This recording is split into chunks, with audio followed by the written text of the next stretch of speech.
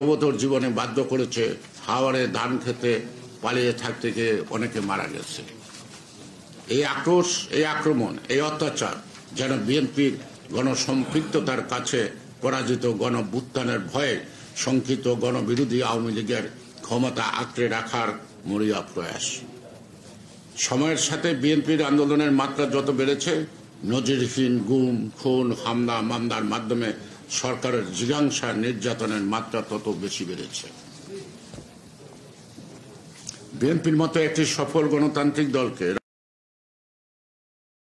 মানবতা বিরোধী অপরাধে লিপ্ত পাশবিক হাসিনা সরকার ও তার অধীনস্থ রাষ্ট্র, কিন্তু এইভাবে কি একটি জনপ্রিয় গণতান্ত্রিক বিরোধী দলকে দমন করা সম্ভব? আওয়ামী লীগ চাচ্ছে গণতান্ত্রিক রাষ্ট্র প্রতিষ্ঠার মাধ্যমে বাংলাদেশকে একদলীয় শাসন ব্যবস্থায় কায়েম করে ধিকৃত বাকশালে ফিরিয়ে আনতে।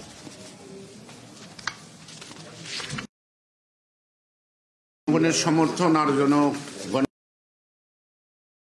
সংকল্প, এই বাস্তবতা আওয়ামী লীগ অনুধাবন করে যে একটি অবাধ, সুষ্ঠু, যোগ্য নির্বাচন হলে দেশের প্রায় সকল আসনে ধানের শীষের কাছে নৌকার অবশ্যম্ভাবী গোপালগঞ্জের খোদ শেখ হাসিনা হেরে যেতে পারত। ভিত্তির বিপরীতে আওয়ামী লীগের এই রাজনৈতিক দেউলিয়ত্ব শেখ হাসিনাকে আরো বেশি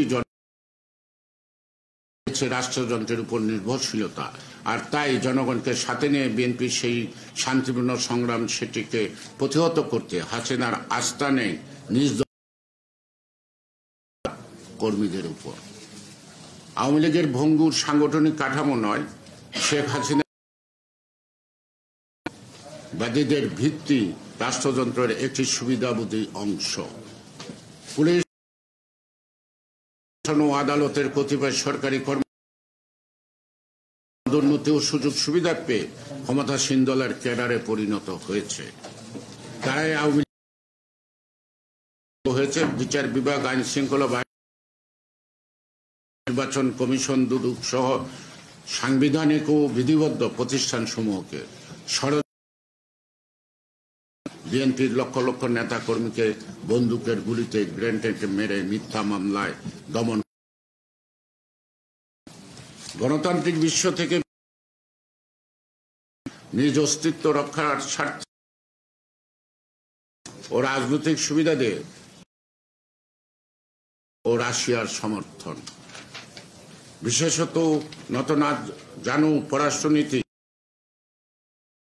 নামমাত্র মূল্যে ট্রানজিট সুবিধা, পানি সমস্যার সমাধানহীনতা, গোপন আদানি চুক্তি, প্রকল্প বাস্তবায়ন এবং আন্তর্জাতিক লবিং, যার প্রমাণস্বরূপ শেখ হাসিনা নিজেই বলেছিল ভারতকে যা দিয়েছি রাখবে। ওবায়দুল কাদের দাবি করে 7 জানুয়ারি নির্বাচনের সময় ভারতই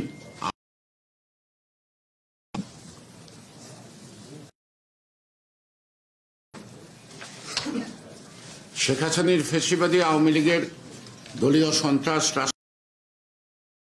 যোগ্য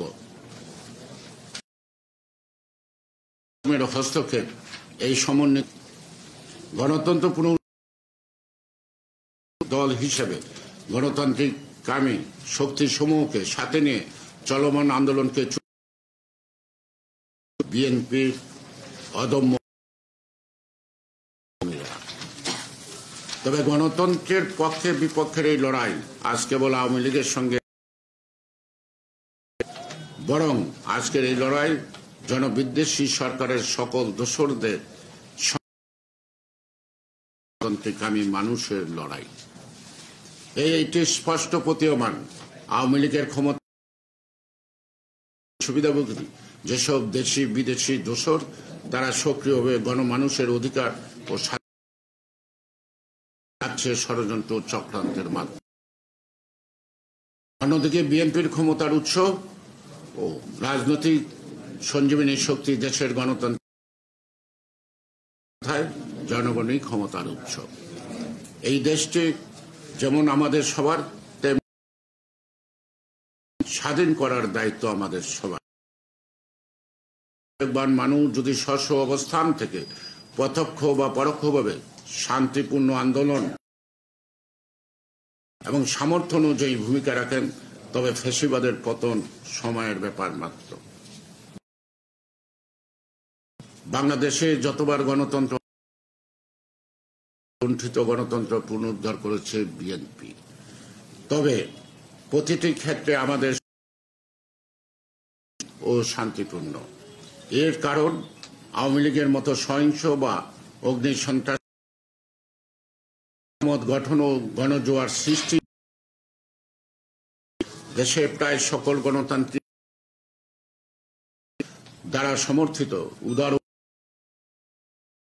ধারক দল হিসেবে বিএনপির সাংগঠনিক শক্তি বিস্তৃত সমাজের প্রতি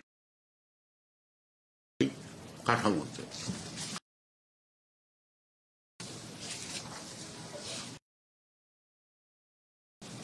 বাংলাদেশের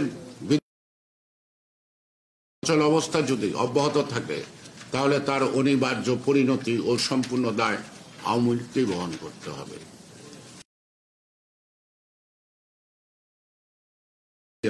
বাংলাদেশের রাজনৈতিককে ঘনীভূত করে তুলবে। আওয়ামী লীগের রাজনৈতিক সংস্কৃতির প্রমাণ করে এই দলটি কখনোই নিয়মতান্ত্রিকভাবে জনগণের ভোটে নির্বাচিত হয়ে রাষ্ট্র। বাংলাদেশের স্বাধীনতা অর্জনের আগ পর্যন্ত আওয়ামী লীগ রাষ্ট্রীয় ক্ষমতার স্বাদ পায়নি, জন্য ক্ষমতায় আসীন হয়নি বা দেশও স্বাধীন করতে পারে। রহমানের ডাকে স্বাধীনতার ঘোষণায় উদ্যুক্ত দেশপ্রেমিক সশস্ত্র বাহিনী, পুলিশ, বিডিআর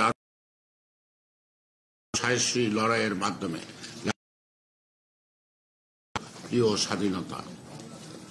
1971 সালের 25শে মার্চ মধ্যরাতে পাক হানাদার বাহিনীর আক্রমণের আগে আওয়ামী লীগ দেশের কিংবা মুক্তিযুদ্ধের কর্মকৌশল দিয়ে যায়নি। একজন সাধারণ সৈনিক হয়েও শহীদ জিয়া আকাঙ্ক্ষার প্রতিফলন ঘটিয়ে স্বাধীনতার ঘোষণা না দিতেন, স্বাধীন বাংলাদেশ প্রতিষ্ঠা পেতে হয়তো আরো অনেক সময় লাগতে পারত। যুদ্ধকে দলীয় সম্পত্তি বানানোর করুক। বাস্তবতা হলো তৎকালীন দিক নির্দেশনাহীন জাতিকে নেতৃত্বের স্পৃহা যোগায় প্রেসিডেন্ট ছিল আওয়ামী লীগের রাজনীতি। সেখানে একজন সৈনিক হিসেবে দেশের মাটি ও মানুষের প্রতি শহীদ জিয়ার ভালোবাসা, রণাঙ্গনের বীর মুক্তিযোদ্ধা হিসেবে তার স্বাধীনতার ঘোষণাতে মানুষের মুক্তির আকাঙ্ক্ষা, মুক্তি যুদ্ধে স্বাধীন করেছিল দেশে। জিয়াউর রহমানের দায়িত্বে জিয়ার ডাকে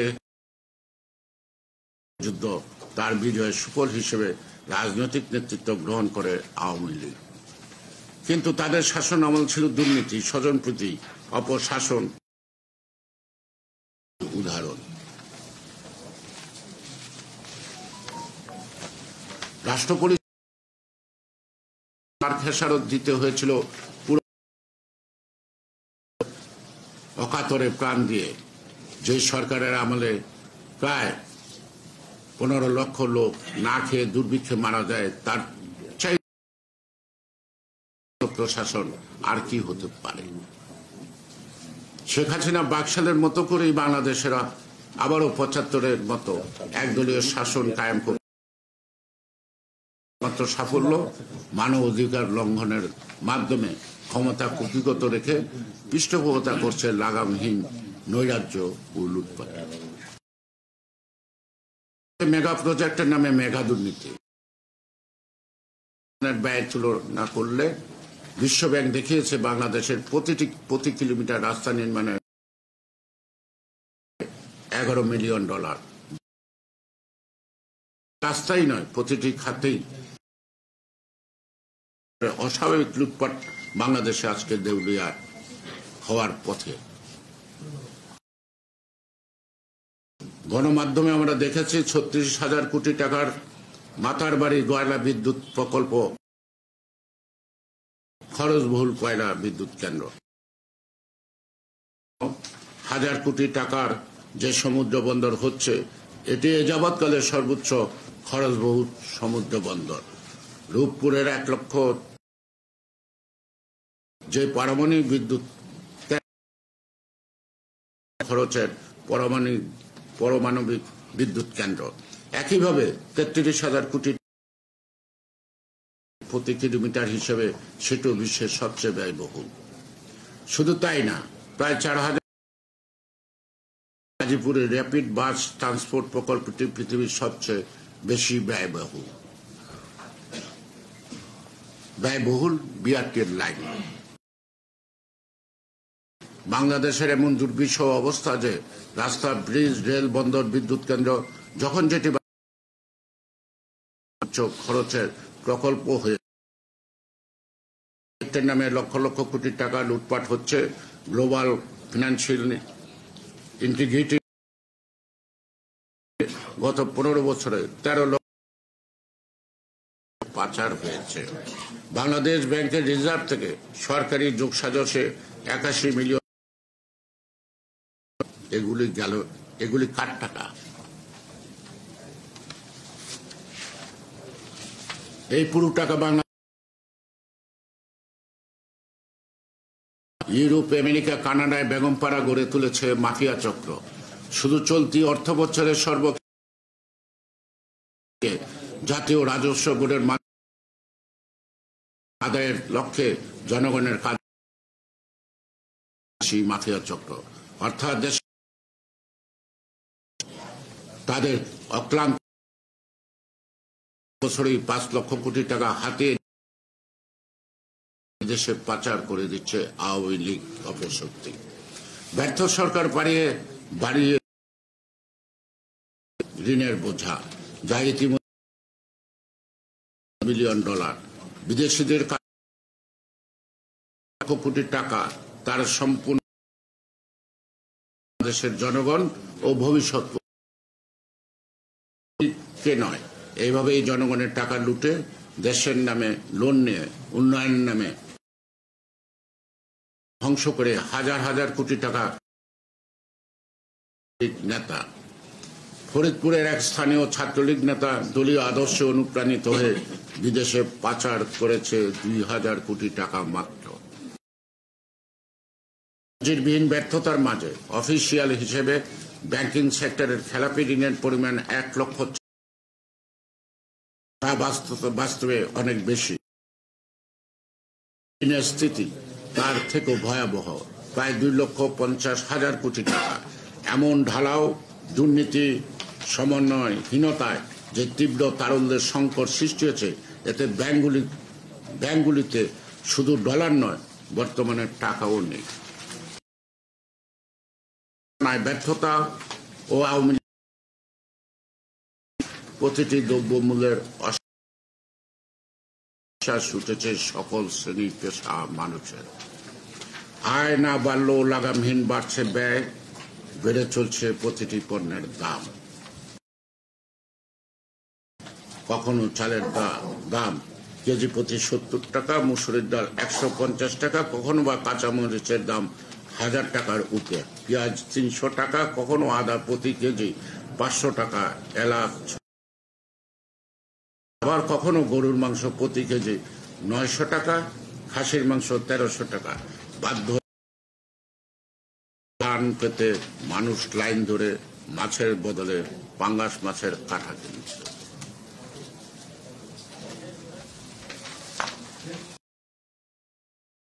বাংলাদেশের প্রায় 41% তরুণ, অর্থাৎ প্রায় 1,29,000,000 বেকার, যদিও প্রকৃত পক্ষের সংখ্যা আরো অনেক বেশি। বাস্তবতা বিবর্জিত, বিতর্কিত, ব্যর্থ শিক্ষিত বেকারের সংখ্যা, আর বিদেশিরা এসে দখল নিজেই এত অসুস্থ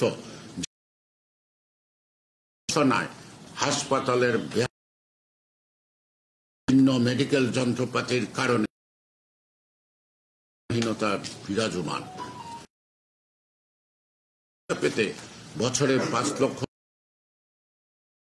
বাধ্য হয়ে বিদেশে যাচ্ছে।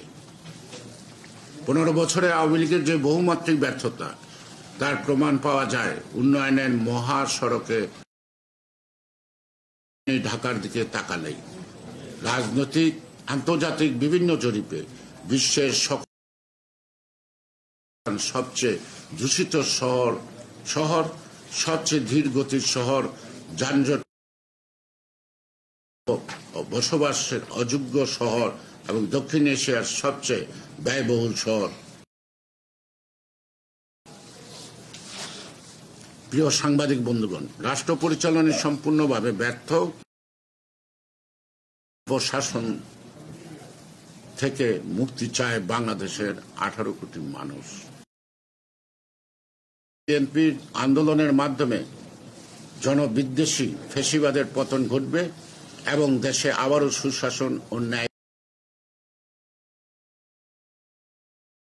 থেকে শুরু করে ইতিহাসের সকল পালাবদলে এটি প্রমাণিত। বিএনপির শক্তি এই দেশের মানুষ, জনগণের বিশ্বাস আবারও দেশকে মুক্ত করবে, দেশের মানুষকে গণতন্ত্র ও মুক্তি এনে দিবে। অংশগ্রহণে জনসমর্থনের অভ্যুত্থানের মাধ্যমে বিএনপির নেতৃত্বে বাংলাদেশ শীঘ্রই ইনশাল্লাহ 12ই অগ্রাধিকার প্রচেষ্টা করে নির্বাচনকালীন নিরপেক্ষ নির্দলীয় সরকারের অধীনে নির্বাচন নিশ্চিত করে শান্তিপূর্ণ ও ঐক্যবদ্ধ আন্দোলনের মাধ্যমে স্থাপন করবে একটি নির্বাচিত জবাবদিহিতামূলক সরকার। আপনাদের দেশ জিন্দাবাদ।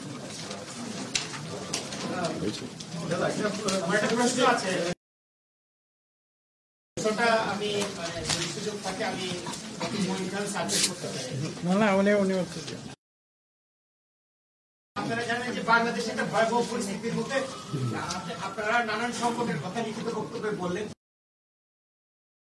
সংকটের মধ্যে আমরা পড়েছি, আমাদের পার্শ্ববর্তী দেশের ওখানে গৃহযুদ্ধ চলছে। সেই আপনারা জানেন যে গত কয়েকদিন ধরে সে দেশের নিরাপত্তা বাহিনীর সদস্যরা আমাদের দেশে ঢুকছে। আমাদের দেশের স্বাধীনতা বা সার্বভৌমত্ব আপনারা নানান জায়গায় বলেছেন এটা একটা হুমকি, নতুন একটা হুমকি। আপনারা কিভাবে দেখছেন এবং সরকার যেই মেজারগুলো নিয়েছে, পদক্ষেপগুলো নিয়েছে, সেই করণীয় কি হতে পারে, এটাই নিয়ে দাদার কাছে এবং মঈন খান স্যারের কাছে জানতে চাই, দুজনের কাছে। এই বিষয়ে বোধহয় কালকে আমি যে একদিকে ভারতের পশ্চিমবঙ্গ থেকে আরম্ভ করে এই দিক থেকে প্রতিনিয়ত গুলিবর্ষণের মাধ্যমে আমাদের দেশের জনগণকে হত্যা করছে, আবার পূর্ব দিক থেকে মায়ানমারের গুলি আমাদের কয়েকজন আহত এবং ঝাঁকে ঝাঁকে সেখান থেকে রাখাইন থেকে সেনা পলায়ন এবং এখানে ছিলাম বাংলাদেশ আজকে ক্রস ফায়ারের মুখে। এটি নিয়ে শুধু আমাদের ভাবনা নয়, আপনাদেরকে ভাবতে হবে যে কি ঘটতে যাচ্ছে, এর অন্তরালে কি আছে, এর সাথে যারা এই ঘটনা ঘটাচ্ছে তার সাথে আবার সরকার আছে কিনা, যদি না যথাযথ ব্যবস্থা গ্রহণ করবে এবং জনগণের কাছে দৃশ্যমান করবে। বার্মার মতো দেশ বাংলাদেশে গুলি ছুড়ে এই শক্তি সাহস ইতিপূর্বে কোনোদিন পায়নি, আজকে কেন পায়? আপনারা সবাই ভাবেন আমাদের দেশটা কোন দিকে যাচ্ছে।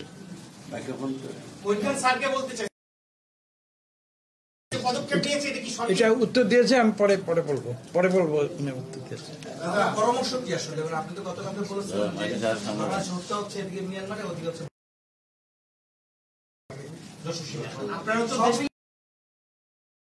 কাকে দেব? আমি যে সরকারে আছি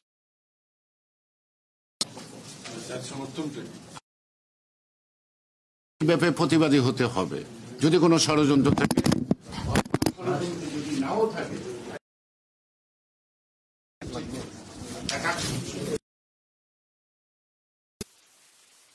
পরিষ্কার আজকে এমন একটা অবস্থা সৃষ্টির মধ্যে দিয়ে এই ব্যর্থ সরকার নানাভাবে এবং জনগণের দৃষ্টিভঙ্গি অন্যত্র সরানোর জন্য সরকার ইতিপূর্বেও কিন্তু একের পর এক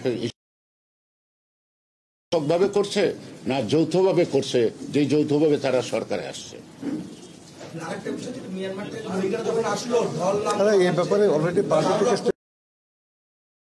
যেটা বলছি এখানেই থাকি, কিছু অবগত হই, আপনারা অবগত হন, কারণ আমি যেটা আমাদের মূল উদ্দেশ্য, আমার মনে হয় আমরা এই অবস্থানে থাকি। যে যত প্রশ্ন না করলে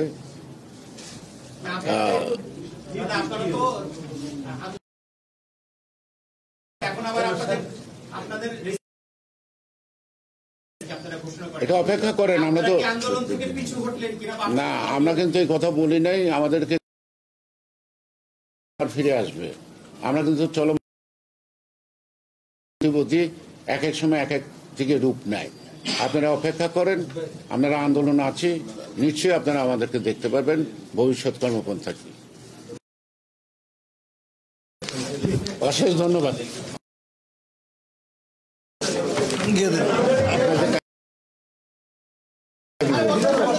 না, আমি একটু পড়াইতে করিনি, আটকাই নেই।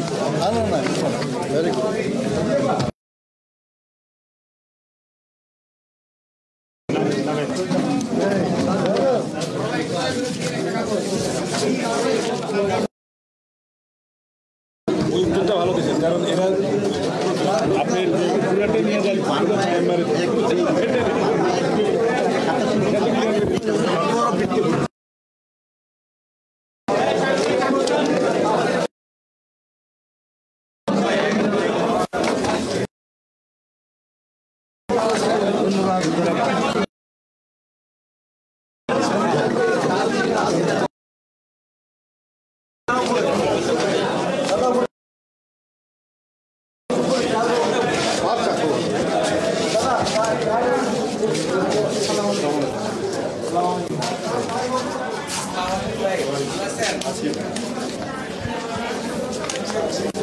Well,